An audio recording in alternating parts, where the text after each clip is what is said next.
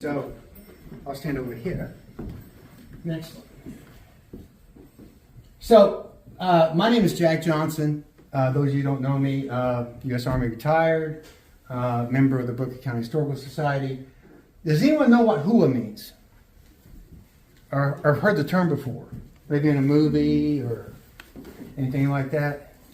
Okay, so hua is just another way of expressing I agree, I disagree, I don't want to do this. It's one of those terms that, like, hey, I need you to go get this, hua, or hey, you got duty again tonight, hua.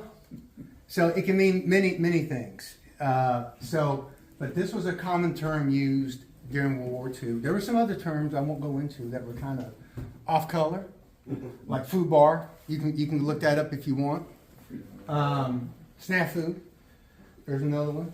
But hua is been kind of around really since the mid 1800s, the Mexican-American War. From what I read was a long time ago. It was a derivative of some of Hispanic word, but I don't know that to be true. But that thing has been around. And when I was in the Army, it was hua. So we're going to go with that. Next. So D-Day. Does anyone know what D-Day is? What does the D stand for in D-Day?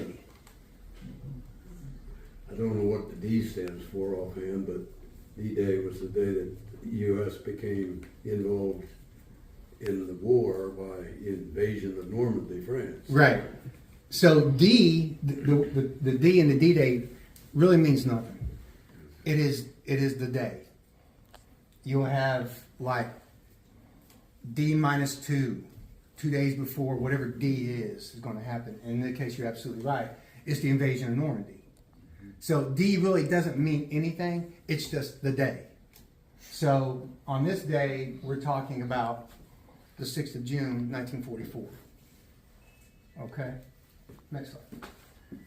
So General Eisenhower, who was the U.S. four-star commander of all Allied forces in planning the invasion of D-Day, put out a letter prior to the actual invasion and before the 5th of June, which is when all the paratroopers came into Normandy to try to secure key locations. He put this letter out, and I'm going to read a little bit of it since you probably can't see it. Soldiers, sailors, and airmen of the Allied Expeditionary Force, you're about to embark upon the Great Crusade, toward which we have striven these many months, and it was a lot of months. They planned this thing for over 14 months. The eyes of the world are upon you. The hopes and prayers of liberty-loving people everywhere march with you. In the company with our brave allies and brothers in arms on other fronts, you will bring about the destruction of the German war machine, the elimination of Nazi tyranny over the oppressed peoples of Europe, and security for ourselves in a free world. That's a lot. That's a lot. Your task will not be an easy one. Your enemy is well trained, well equipped, and we'll see that in this little bit, and battle hardened. He will fight savagely. But this is the year of 1944. Much has happened since the Nazis triumphed in 1940 and 1941. The United Nations have inflicted upon the Germans great defeats in open battles, man to man. Our air offensive has seriously reduced their strength in the air and their capacity to wage war on the ground. Our home front, and we'll talk about the home front in a little bit, has given us overwhelming superiority in weapons and munitions of fighting men. The tide has turned. The free men of the world are marching together to victory. I made this bigger. You couldn't read it. Yeah. I have full confidence in your courage, devotion to duty, and skill in battle. We will accept nothing less than full victory.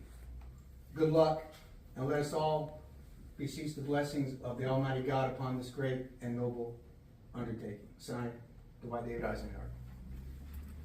So this letter came from him, signed by him, from Supreme Headquarters, Allied Expeditionary Force.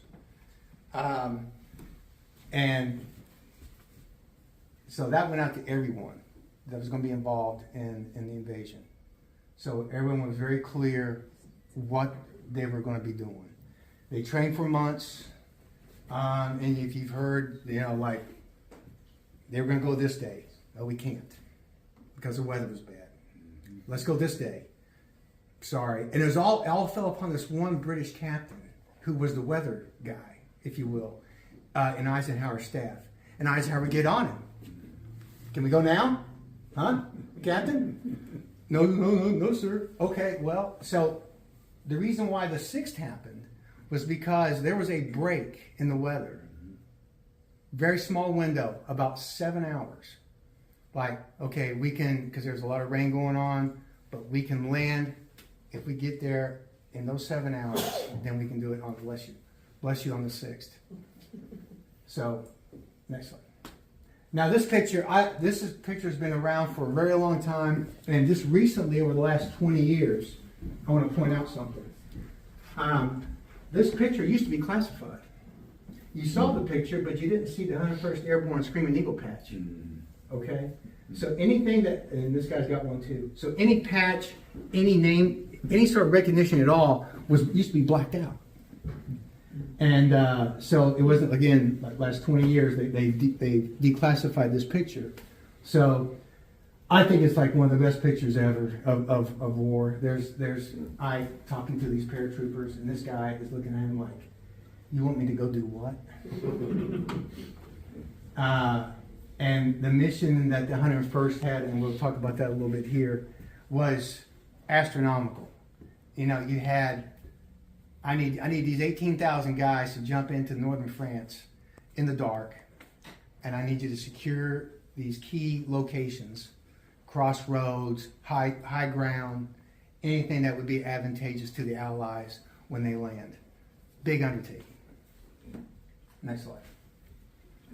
So this was the invasion that changed the course of World War II.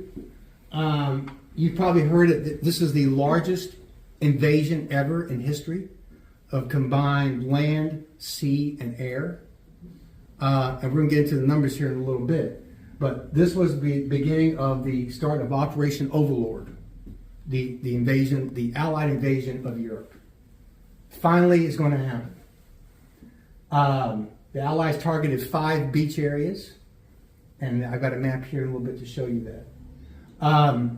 So up until this point, the main thrust of the war has been on the shoulders of the Russians. And it was a big point of contention from Joseph Stalin, the head of the Soviet Union. Hey, when are you going to get into the war? We're carrying this war.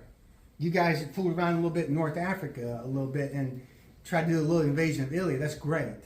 But when are you going to come to Europe?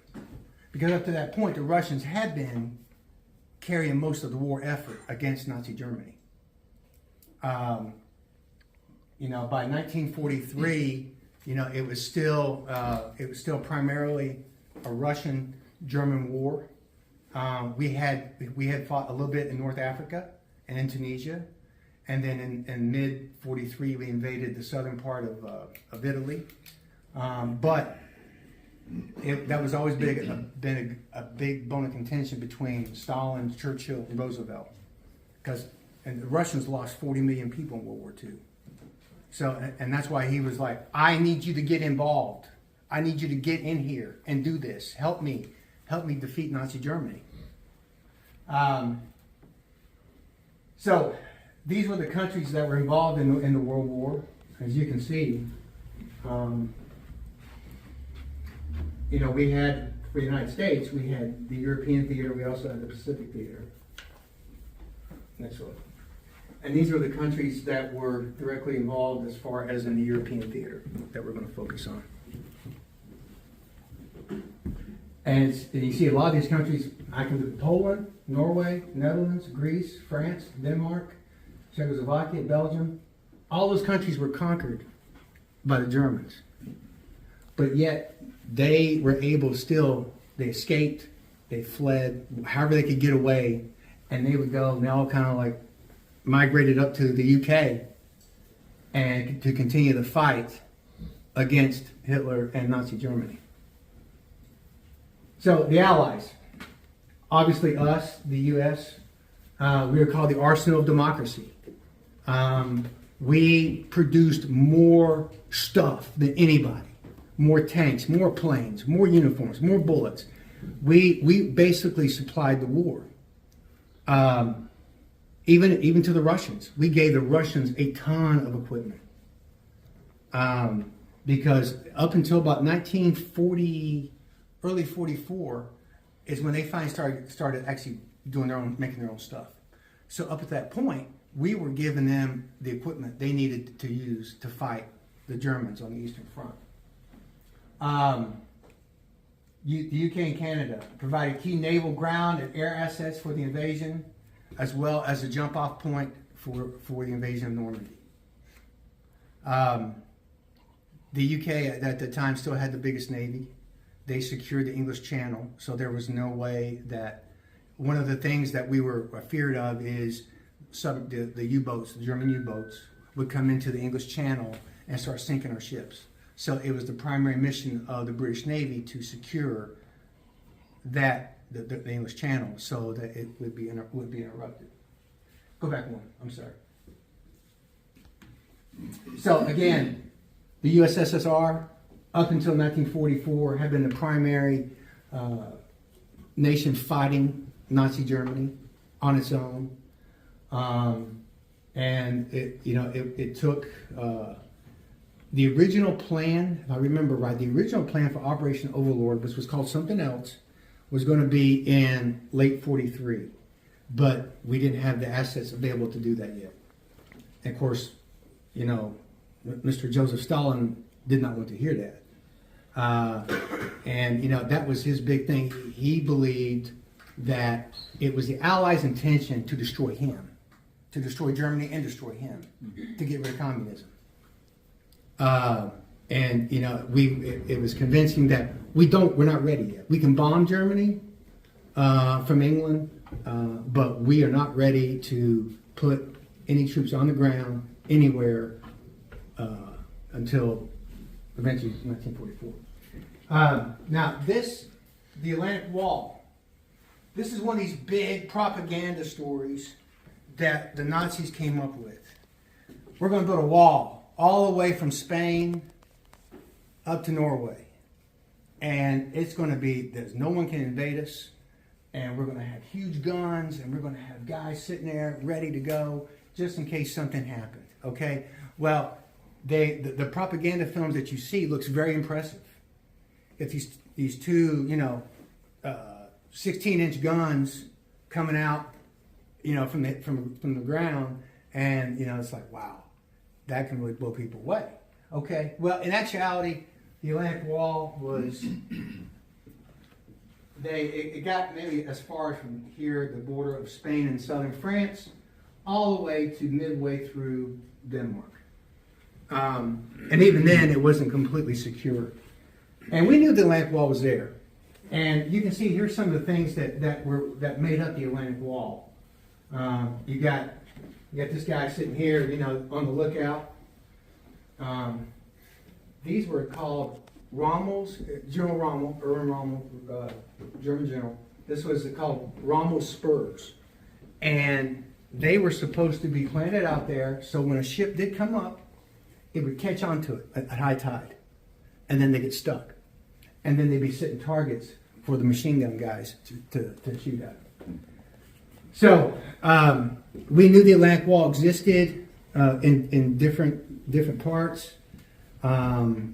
So what we did was we made a campaign. The Allies made a campaign to convince the Germans that we're going to invade France, but we're not going to invade Normandy. We're going to invade a place closer. There's a place. The closest point between France and England is Pas-de-Calais, and it's the narrowest part in the English Channel. So it made sense that we just invade the closest place. So there was this huge effort by the Allies. We created a fake army group, 12th Army Group.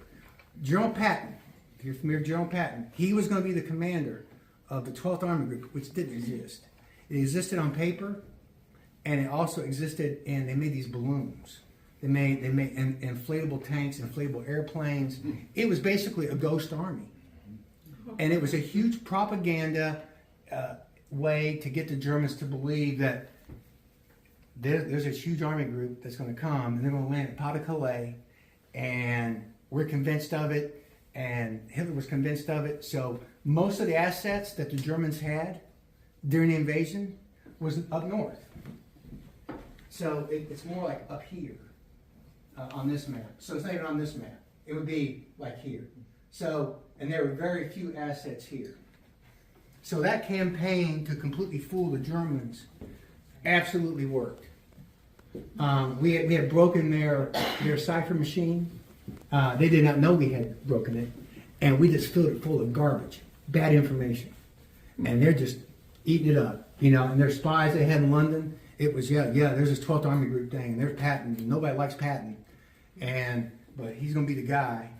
And of course, the Germans, you know, believed every word of it, and focused on a different location.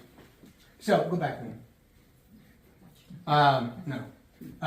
So these were the assets that were the army assets that were involved in the landing at Normandy. And as you can see, it was kind of rough going against what the German defenses they did have. So on the first day, on June 6th, after we put the 18,000 paratroopers in northern France on June 5th, we landed about 100. By days told, about 140,000 soldiers landed on these 5 beaches: Utah, Omaha, Gold, Juno, and Sword. Sword was probably the least, if you want to say the least casualties. Okay, it was the least defended of all these beaches. The most heaviest beach was obviously Utah and Omaha. And if you go to the next slide, there are 2 things that really saved this invasion from being successful. If we didn't have these 2 pieces of equipment, it would have been disaster. As the British discovered earlier in the war, when they tried to do a little raid on northern France, it did not work at all. The tanks got stuck in the sand. It just was not well prepared, and so lessons learned from that. The Battle of Dieppe, and if you read about that online, it was a complete humiliation for the British Army. So, in the planning for this, if you've heard this before, landing ship tank, very military how they say it, landing ship tank, and there were over 1,100 built for the whole war effort, not only in the Pacific also and in Europe, but 200 were used for the invasion. And what its purpose was, carry lots of stuff onto the beachhead. Get it there as fast as possible. Get it on there, get back, let another one come in, just keep on bringing supplies and men into the battle. Some were configured to be evacuation for medical, because there was a lot of casualties. So they rigged those up because it was constant drop off, pick up wounded, take them back, bring more guys, bring more equipment, take the wounded back. I mean, this went on for days until they finally secured a beachhead. Challenges. Treacherous water. The draft of an LST was okay for the British Channel, for the English Channel, but not for the Atlantic Ocean. So if the seas got really rough, then there'd be some problems. Of course, what do we got on the 6th of June? Rough seas. Because there has been a rainstorm and the weather was terrible, but loading, unloading under fire. So you got these guys trying to, like in this picture here, they're bringing these tanks off the LST, and at some point, they may have been fired right at as they're driving off, because the Germans are sitting right there with their machine guns, and they're looking right at them. Maintenance and repairs, communication and coordination, which is always important in any military operation. When are you going to be there? You need to be there at this time. You need to unload by this time. You need to move by this time so the next ship comes in. So there's no bog down on the beachhead, because that's what the Germans want. And that way they can zero in and destroy all their ships.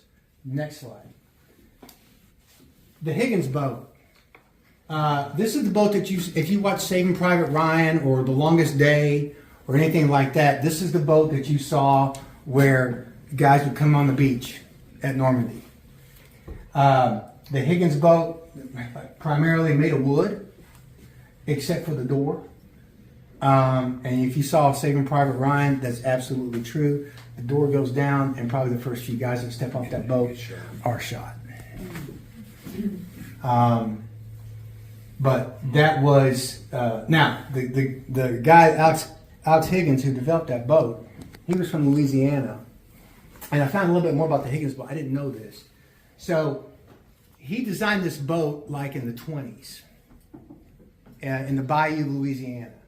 And what his idea was, he was in the shipping business. And his idea was that, hey, to move cargo in the Bayou, I need a low draft boat, easy to maneuver, easy to build. It didn't take off so well. So it kind of turned into a boat for bootleggers, running booze up and down the Bayou. And that's what it became known for. What happened was, in the early 30s, there was somebody from the Marine Corps who noticed this boat and said, you know what, the Marines don't have a boat like this. This could be really good to land if ever we had to do another landing. So they brought him away from the bootlegging business into the making boat business for the military. And that's how the Higgins boat got so famous. As you can see, please go back. It's only 11 by 30. 36 fully equipped soldiers or 6,000 pounds of equipment. Very slow. And it's manned by 4 guys and 2 machine guns. And that's about it, because the whole idea was to get back, go get another load, just keep coming. Next slide. Any, even though I was Army, I have a special place for the Air Force. Any Air Force besides you? Yeah. Okay. So what I wanted to do here was identify some key aircraft that were used during D-Day. So the P-51 Mustang was by 1944 the mainstay fighter for the United States Army Air Force at the time. There was no United States Air Force; it was Army Air Force. The submarine Spitfire. There were several variations of this plane, but at this point, this plane was probably, in my opinion, the best fighter the Allies had, because by this point they had worked out. I think it was like the Mark 12, and the Germans had nothing that could go against the Spitfire. The only thing the Spitfire did not lack was the amount of the range that it could go. A P-51 Mustang could go a lot further than a Spitfire. So the Mustang became the main plane to guide escort bombers from England into to bomb Germany. But the Spitfire was the mainstay for the British, for the RAF, Royal Air Force, as their plane. The air transport, C-47 Dakota. This was the main troop carrier for airborne, air assault. This was the plane. The British really didn't have a good plane, so we focused on supporting this for the entire war effort. We even gave them to the Russians.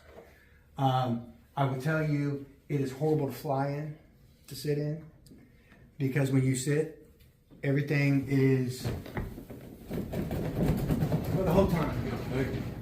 For the whole time. Hey, give a demonstration. So, it's not the most comfortable thing to fly in the world, but it's an amazing historical craft that has done so much. The official name was the Dakota, but they called it the Sky Train because it moved so much equipment, so much men, just around different parts of the world during the war.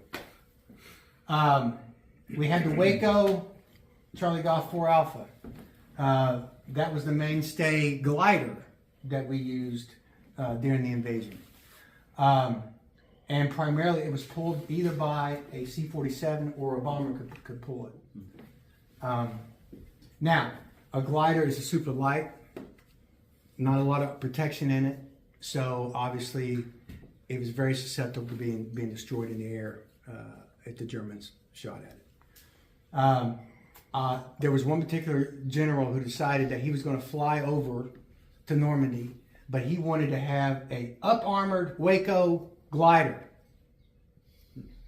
Sir, you think that's a good idea? Yes. Yeah. Put armor plates on the bottom of the glider. That way they can't shoot underneath us. Okay. So put all this weight on there. They managed to get it up in the air. And then once they get over and then they cut the cord, straight down the ground. So of course he was killed along with I think 12 other folks, just because we decided we were going to put armor on it. That's not what it was for. It's a quick, silent way to get to a place and drop. Okay, B-17 Flying Fortress. Anyone seen the show Masters of the Air? Yes. Okay, this was the mainstay bomber in Europe for the United States Army and Air Force. And if you've ever seen one, they're absolutely huge and they're beautiful birds. And this was what, along with the Avro Lancaster, which is the British bomber, what secured as far as on the coast. They constantly bombed the coastline. They constantly bombed any roads, any trains, anything that would lead to Normandy. We would use these bombers to eliminate that. Next. Okay. So on the order of battle for D-Day, again on the 5th of June we had approximately 18,000 airborne paratroopers, 101st, 82nd Airborne, landing in different locations in northern France to secure bridgeheads, secure buildings, secure roads. And if you've seen the movie The Longest Day, anybody seen that movie? Yeah, it's a real good view of what it looks like when these guys first, land in the middle of the night, and they have no idea. Of course, a lot of them got lost. That's a true story.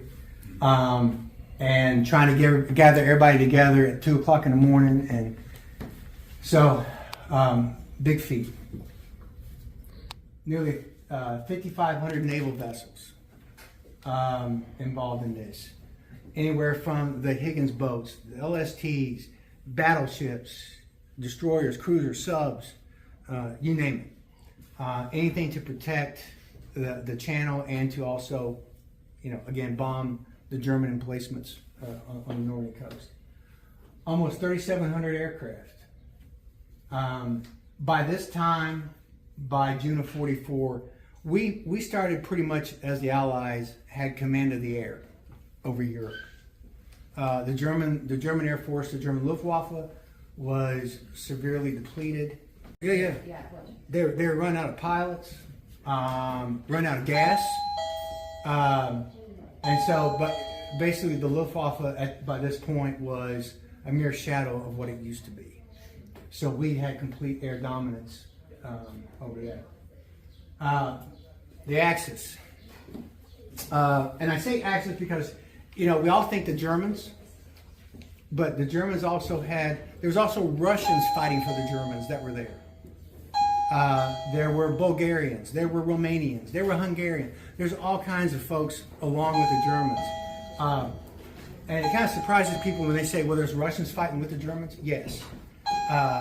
During the war, there was actually a lot of Russian soldiers captured. They were given the opportunity, hey, you come fight for us, and that way we can get rid of communism, and then you can have your country back. Yeah, I want to do that. Okay, versus hanging out in a bad POW camp. So there are stories of when we move in and we capture German soldiers. Wait a minute, this guy's Russian. or this guy. There was actually one guy that was Mongolian. So it wasn't. It was 95% German, but there was these other countries sort of involved. But again, like I said about Pas de Calais, the big 12th Army Group fallacy. There was about 80,000 U.S. soldiers or German soldiers in the Normandy area on that day, because they were all up there. And Hitler had all of his Panzer, his tank divisions, which could not be moved unless he gave the order to move them. And in the area of Normandy, there was half of a Panzer division, which is about 220 tanks. And of course, when Normandy when the Normandy invasion starts, and the Germans are freaking out, and they're calling back and say, got to let the Fuhrer know that the invasion. Can't let him know right now. He's asleep. But I'll let him know. We'll wake him up later, and we'll let him know. So I mean, just complete disaster for the Germans. I showed you the Atlantic Wall. The German Navy by this time had about 100 attack craft. They're like PT boats, primarily. They were called E-boats, but they were primarily like fast react attack boats. But they couldn't really do much against the forces that the Allies had in that area.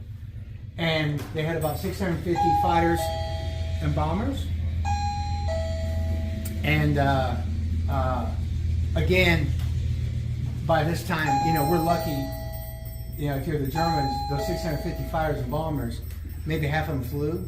Maybe we got gas for some of them. Maybe we don't. The pilots are not experienced, so it's not a very good look for the Luftwaffe.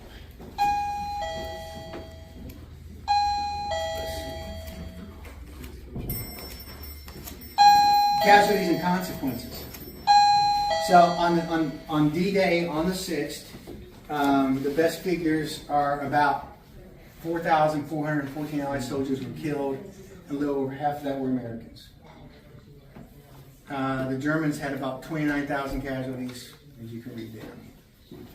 But this was a turning point in the war, because it did finally open up the second front that the Allies and the Russians had been dreaming of since 1941, when we got into the war after Pearl Harbor. And this was the beginning of the end for the Third Reich and for Hitler and his goons. The war would go on for another 11 months until eventually on May 9th, 1945, unconditional surrender of the Germans to the Allies and to the Russians. So, I made up a little list here. These are books that I've read and movies that I've seen. Probably some of these look very familiar to you. Yeah, like The Longest Day. That movie's got every movie star in the world in it. Saving Private Ryan. Band of Brothers. If you saw that on HBO when it came out. Screaming Eagles. Great movie. It's an airplane movie, but it covers a lot about D-Day. And Masters of the Air, which just came off of Apple TV, which was unbelievable. So I would recommend, if you're interested more about D-Day, and this is there's whole courses on D-Day. There's tons of books on D-Day. I could get into a lot more, but I have limited time. So I just wanted to hit some of the high points. And if you had any questions, about D-Day, or reference you to go see and read other sources. Has anyone been to the D-Day Museum in Bedford, Virginia? Fort Belfort? No, in Bedford, Virginia. There's the D-Day Memorial. Highly recommend you go. And this guy here, Stephen Ambrose, who's passed away, but he was a famous World War II author. He was very instrumental in putting that together. So I would definitely go. And also, in Bedford, Virginia, there's a museum called the Bedford Boys. And Bedford, Virginia lost the most troops, most of its people, his men, I guess I should say, in the war, more than any town in the country. Okay, so there's a museum there that we went to, and there's this couple that is absolutely adorable. But they're wonderful people. But the museum, it gives you such a good insight to the letters they wrote back and forth, what they were doing in England when they were training up for the invasion of Normandy. It's just if you go see the museum, or if you go to the D-Day Museum, please go see that too. Next, okay. So I want to now bring this down a little bit more to Berkeley County. What was going on in Berkeley County during this time period? There was a lot going on, and you see when we're done here, we have some of letters, papers from that time period. So please take the time when we're done and not only look at this, but look at the entire museum. So from Berkeley County, there were about 112 that were killed in action during the entire war, not just during D-Day, but the whole war. The United Service Organization, USO. Anyone heard of that? Awesome. Okay, yeah. So that was basically set up by the United States government to provide like places that soldiers on duty or off duty could go, soldiers and airmen could go to relax, and free donuts, free coffee, free, whatever. Dances, and they became something for the soldiers to do while they were in training before they would take off to go overseas. We have one here, where Jordan and Hess is now. That used to be where the USO was here in Martinsburg. And there was an average of 25,000 soldiers that came through here and visited us per month. So yeah, it was a big effort, not only in Berkeley County. I mean, that was nationwide. So, and you still today, if you go to a major airport, you'll see there's a USO office inside the airport. And yeah, you can still get donuts and coffee there. So because of the location of Berkeley County, being it close to DC, close to the Potomac River, I read this really interesting piece about the civilian defense, Red Cross, and the State Guard. State Guard was like the home guard that the British had. The guys would come out with their old rifles and their pitchforks, so in case some German decides to paratroop in here, we're going to stab him. But they were activated during the war. Martinsburg High School became a big training facility for the civil defense and for the Red Cross. In fact, I think it was 741 Red Cross certificates were issued out to local people. They would go to Martinsburg High School, attend a class about CPR or whatever from the Red Cross, and they would have to get a certificate. And then their names would get written down, so they would become then part of the State Guard. So if there's an emergency that happens in Berkeley County, they know who to call. Berkeley County was the first county in the state to receive the War Production Board Salvage Pennant Award. That letter's right over there. Okay. The most scrap metal. There was a huge effort to gather scrap metal all over the country, and including here in West Virginia. So, but yeah, Berkeley County got noticed as the premier county in West Virginia for the most amount of scrap metal. Where was this stuff up at? Where did they get that? What's that? The metal. So what they just went around, Tin cans. Knock on the door. Yeah. Hey, you got, Right. give us what you got. Yes. Old rubber. I mean, anything. I mean, that was the effort. We use everything we can. Became the first recycling county. What's that? Became the first recycling. Exactly. It might be, Yeah. exactly. Yeah. Right. You want to look at it that way? Okay. So that's Let's see. Massive increase of farming in this area. Up prior to 1939, 1940, there were very few farms In Berkeley County, they didn't have electricity. It may have had it maybe for their house, but not for their whole farm. Well, once the war started, it fixed that. So now, like, all these farmers started getting electricity, ran right to their house, to their barns. Milking machines became huge because there was a huge need for milk. Because we got over 16 million men and women fighting in the United States Army and Marine Corps and Navy. So to feed that war effort, what do we got to do? Well, okay, electricity is going to be a big help. So, and then by the end of the war, yeah, most families had electricity.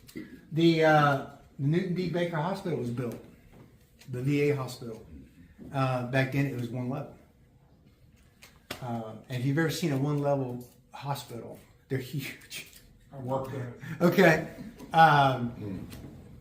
There was one I actually went to in Wisconsin. It had shut down a long time ago, but we used it for training. But it was scary. But it was all one level, but it was just forever. You know, and these corridors and hallways and all this. Many people from the county went to work in other parts of the country. For example, the Curtiss-Wright Corporation in Columbus, they built the Corsair, F-4 Corsair. If you remember the show Baa Black Sheep, who's old enough to remember that?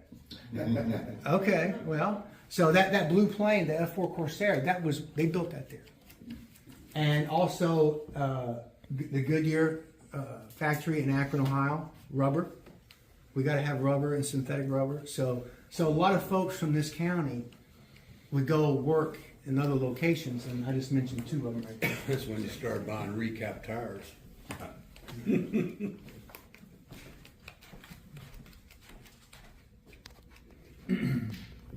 B&O Railroad saw a huge increase. Now, I read this and I thought this was amazing. They actually built a spur to the hospital. So as they brought wounded soldiers back, it was a straight shot to the hospital, not transporting them and all that, not fooling with that. There were 109 women from Berkeley County that served in the military. Almost 1 million wool blankets were produced by the Dunn Woolen Company.